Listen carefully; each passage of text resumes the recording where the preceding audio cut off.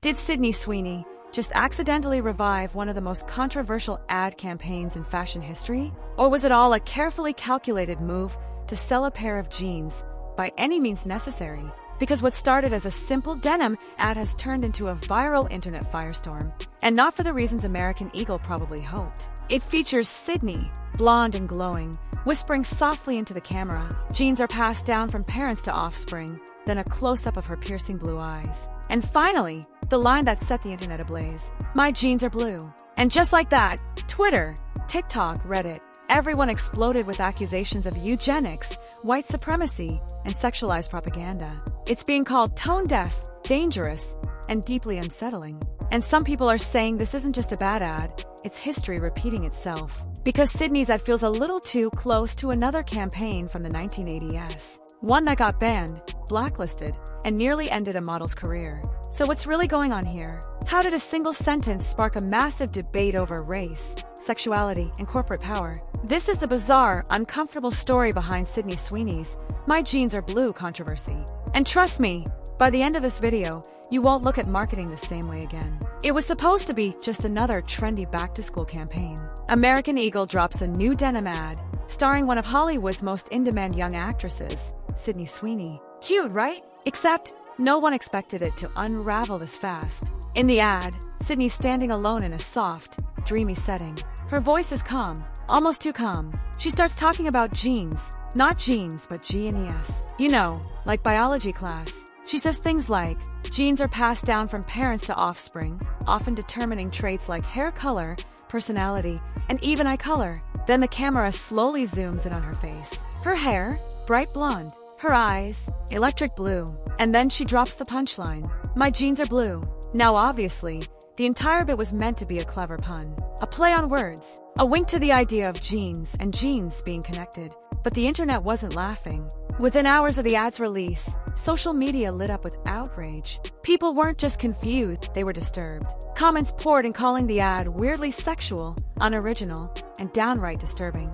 Others said it felt creepy, sterile, and sinister, as if it had been written by a dystopian AI trained on white supremacist Pinterest boards. Some viewers even questioned whether the entire ad was a subtle dog whistle, a coded message promoting racial purity, with a white, blue-eyed woman proudly linking her identity to her superior genetics. And just like that, a denim commercial turned into a full-blown cultural war zone. But this wasn't the first time fashion advertising sparked this kind of backlash. In fact, if the ad looked eerily familiar, that's because it was. Before there was Sydney Sweeney whispering about blue jeans and blue eyes, there was Brooke Shields. The year was 1980. Brooke was just 15 years old when she appeared in what would become one of the most infamous fashion ads of all time. She looked straight into the camera, posed in a pair of tight Calvin Klein jeans, and said, "You want to know what comes between me and my Calvins? Nothing." That one line ignited a media explosion. People were shocked, outraged, disturbed. The ad was banned in several countries.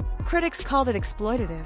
Religious leaders denounced it. Talk shows couldn't stop talking about it. And Brooke, still a teenager, was thrown into the middle of a controversy that she barely understood. Years later, in an interview with Vogue, she reflected on that moment. She said she was naive, didn't understand the double meaning. She thought it was about jeans, not sex, not underwear, not purity culture, but the world thought otherwise. The ad's visuals, Brooke's youthful face, the suggestive posing, the soft lighting, combined with that infamous line, it was enough to make people deeply uncomfortable. And yet, as offensive as the ad was to some, it worked. The campaign exploded. Calvin Klein's brand became iconic. The ad became legendary, for better or worse. Fast forward to 2025, and here we are again. A blonde actress, a cryptic, sensual delivery, and a line that once again hits a nerve: "My jeans are blue." It doesn't matter if it was intentional or not.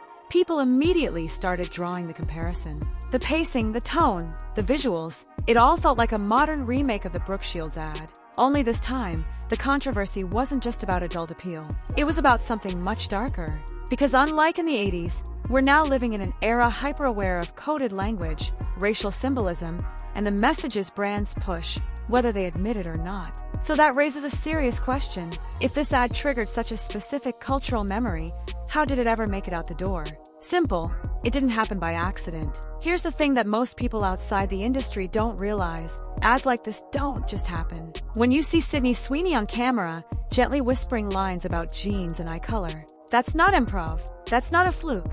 That is the end result of dozens of high-level meetings, legal reviews, concept pitches, branding strategy sessions, and boardroom nods. Let's break it down. First, there's the initial creative team at American Eagle. They brainstorm ideas for the fall campaign, probably months in advance. Some copywriter pitches a concept involving wordplay around jeans and jeans. Someone thinks it's edgy. It gets passed up the chain. Then there's the marketing department, a team of 10, 12, maybe more. They tweak it, develop it, build a mood board. Maybe someone raises a concern. Maybe not, but the idea survives. Now it's time for the executive pitch. Creative directors, chief marketing officers, branding leads, they all have to sign off. We're talking another 6 to 8 people minimum. They approve the direction and send it to Sydney's team. And Sydney's team, that's not just one manager. It's a whole unit. Agents, publicists, lawyers, branding consultants. They hear the pitch. They hear the line, "My jeans are blue." And someone in that room, maybe even Sydney herself, says, "Love it, let's do it." Now it's time for production. A copywriter crafts every word of the script. A director sets the tone. A videographer chooses the angle. Hairstylists, makeup artists, set designers, lighting technicians, everyone gets a creative brief. And guess what's printed on that brief? Sydney Sweeney has great jeans. The ad is about heritage, beauty, and legacy. Highlight her eyes. Make them pop. That's the vision. And everyone on set sees it. They film it. They edit it. They approve the final cut. And finally, it's sent for final clearance. Legal, compliance, brand reps, maybe even data analysts. Then it's posted to social media and launched into the world. At minimum, 30 to 40 people touched this ad before you ever saw it. And not one of them, not a single one, flagged it as a problem. That's not an oversight. That's a strategy. Because in the world of modern marketing, controversy is currency. And pushing boundaries, that's just another way to drive views. Which brings us to Sydney herself. Because this ad isn't her first foray into strange, hypersexual branding. In fact, if you thought this was weird, just wait until you hear about the soap. By now, you might be thinking, maybe this whole ad was just a fluke. A weird concept that slipped through too many layers of approval. But then you remember, Sydney Sweeney literally bottled her own bathwater and sold it as soap. No, that's not a joke. That actually happened. Earlier this year, Sydney teamed up with men's hygiene brand Dr. Squatch to release a limited edition soap called Sydney's Bathwater Bliss. The pitch, a cheeky, luxurious soap made with real bathwater used by Sydney herself. Yep, her actual bathwater. The product dropped with a straight face. 5,000 bars, priced between $8 and $12. Each one came with a certificate of authenticity. Fans bought it out instantly. To some, it was playful, ironic, maybe even brilliant. But for others, it was just gross. Critics called it a new low in celebrity marketing. One user tweeted, "This isn't empowering. This is just her pandering to creepy men." Another wrote, "Why is Sydney packaging herself like a fetish?" But here's the wild part. The backlash only made it go more viral. The soap became a collector's item. The campaign was splashed across headlines and TikToks. And Sydney, she followed it up with a wholesome Baskin-Robbins collab like nothing ever happened. It's a pattern. Market herself in a highly sexual, provocative way, get backlash, ride the headlines, then pivot back into mainstream sweetness. And it works. So when the American Eagle ad came out, people started putting the pieces together. Because this wasn't just another brand deal. It was another chapter in a growing trend, Sydney selling herself as a product, literally. But this time, the message wasn't just seductive.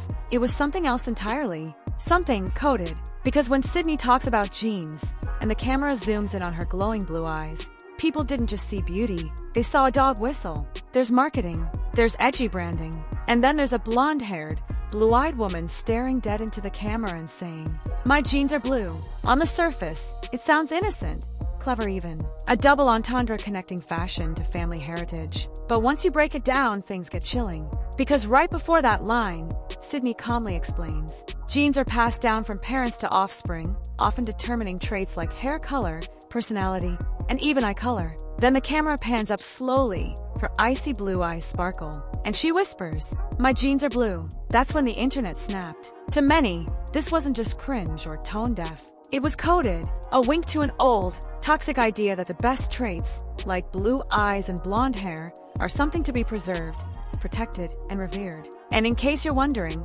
that's literally the language of eugenics. Eugenics was a dark chapter in 20th century science. The belief that certain races and genetic traits were superior, while others were inferior.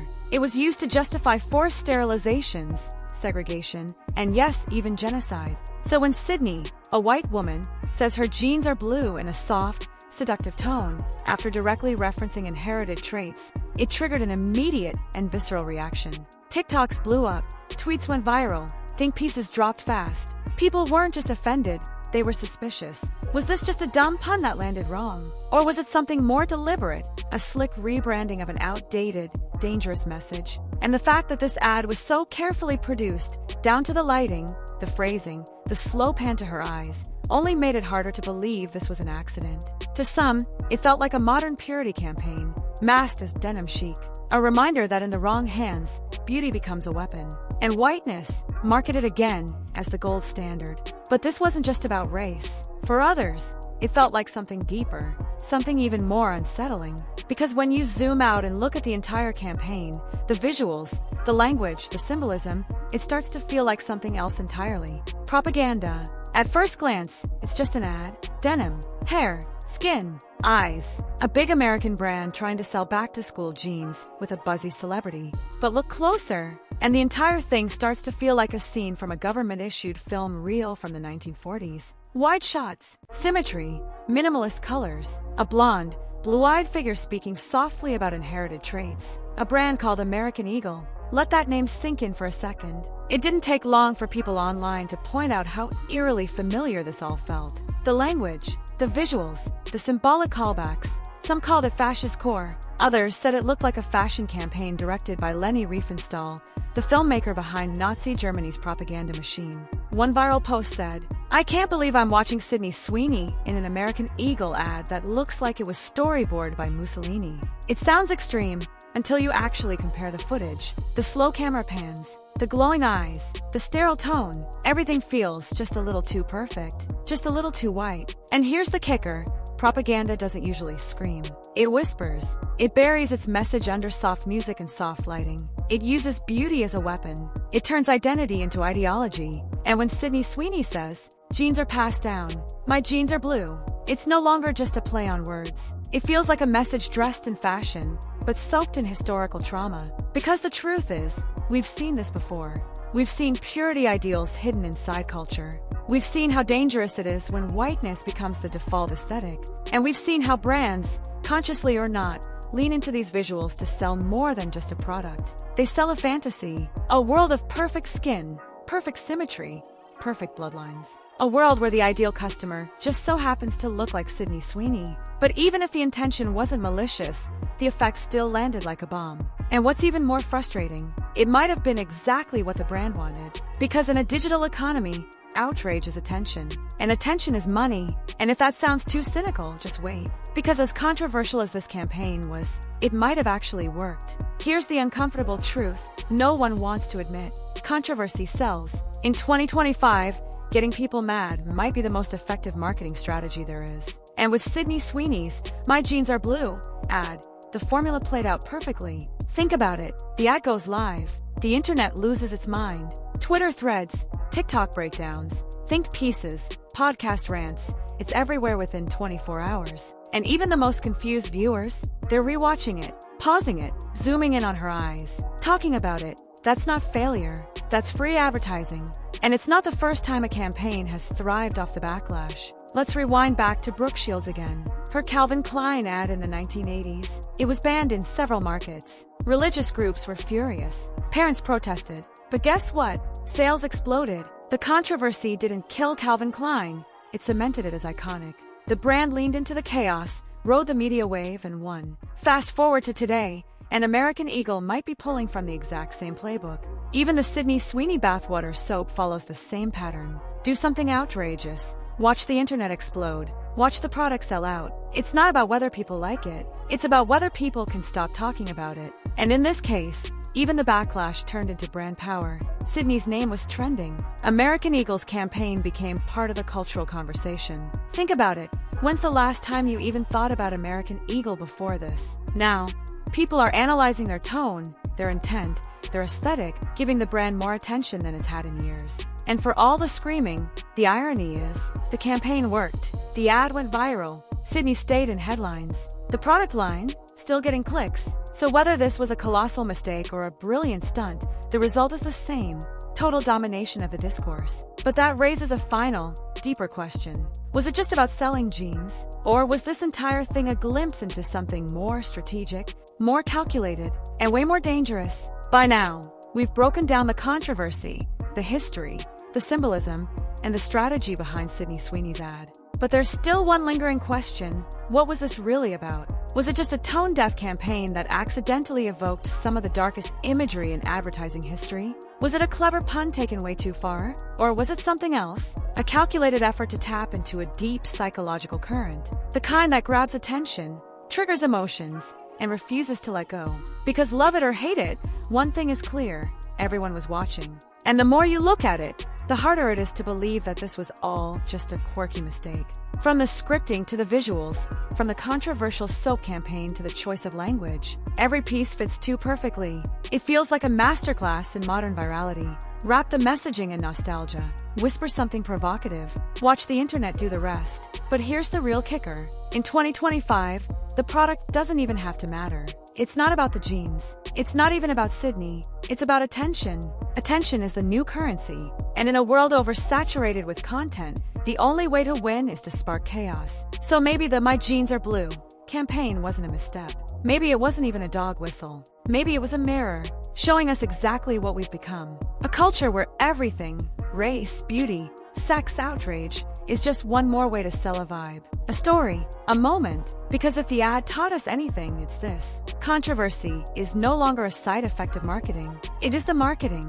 So now we want to hear from you. Was this campaign just bad branding, or something deeper and more dangerous? Was Sydney Sweeney just caught in the middle, or was she in on it the whole time? Drop your thoughts in the comments. And if you want more deep dives into viral moments, celebrity branding, and the stories hiding beneath the headlines, make sure to hit like, subscribe, and turn on notifications. This rabbit hole isn't closing anytime soon.